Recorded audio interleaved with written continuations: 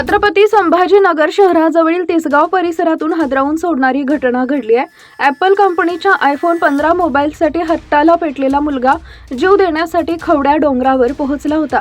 कुणाल मुरलीधर चांदवडे वय वर्ष 18, मुरलीधर चांदवडे आणि संगीता चांदवडे अशी मृतांची नावं आहेत. शुक्रवारी सकाळी 10च्या सुमारास शहरातील देवळाई परिसरातील कुणाल चांदवडे नैराश्याच्या भरात खवड्या डोंगरावर गेला होता.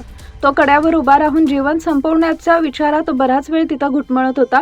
तो डोंगराच्या कड्यावर बराच वेळ उभा असल्याची माहिती मिळाल्यानंतर त्याचे आईवडील घटनास्थळी दाखल झाले. मुलाला सुरक्षितपणे खाली आणण्यासाठी त्यांनी त्याच्याशी संवाद साधण्यास सुरुवात केली.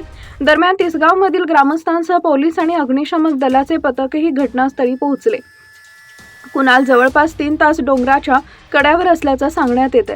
तो वारंवार आपली जागा बदलत होता, त्यामुळे त्याच्याजवळ जाणंही धोकादायक ठरत होते.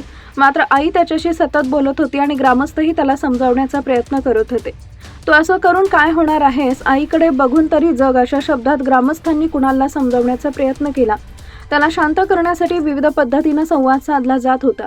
तिसगावचे सरपंच घटनास्थळी उपस्थित होते आणि त्यांनी कुणालशी बोलण्याचा प्रयत्न केला. आयफोन 15 प्रो देतो, सरपंचांची विनवणी. कुणाल कोणाचंही ऐकण्याच्या मनस्थितीत नसल्याचं लक्षात आल्यानंतर सरपंचांनीही त्याला भावनिक पद्धतीनं समजावण्याचा प्रयत्न केला. हे बघ, मी गावचा सरपंच आहे, माझ्याकडे मोबाईल आहे, तुला आयफोन 15 प्रो देतो अशी विनवणी त्यांनी कुणालला केल्याचं सांगण्यात येतं. मात्र या आश्वासनानंतरही कुणालची मनस्थिती बदलली नाही. तो काही क्षण गुडघ्यात वाकून हताश झाल्यासारखा दिसला. त्यानंतर त्यानं आता काहीच सोल्युशन नाही, एकच सोल्युशन आहे असं म्हटल्याचं सरपंचांनी सांगितले.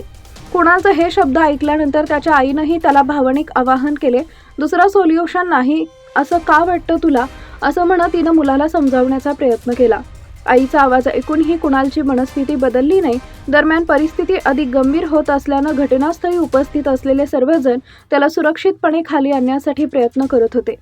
सरपंचांनी दिलेल्या माहितीनुसार कुणालचे वडील सुरुवातीला डोंगराच्या खाली होते, तर आईवर उभी राहून मुलाशी संवाद साधत होती. जवळपास 3 तासांच्या प्रयत्नानंतर शेवटच्या 15 ते 20 मिनिटात वडीलही वर गेले. कुणालला बोलण्यात गुंतवून त्याला सुरक्षितपणे पकडता येईल अशी अपेक्षा होती. मात्र कुणालला पकडण्याचा प्रयत्न करत असताना वडिलांचा तोल गेला आणि दोघंही डोंगरावरून खाली पडले. त्यानंतर मुलाच्या दिशेनं धाव घेत असताना आईचाही तोल गेला आणि तीही खाली पडली. उंचावरून पडल्यानं तिघांचाही दुर्दैवी मृत्यू झाला.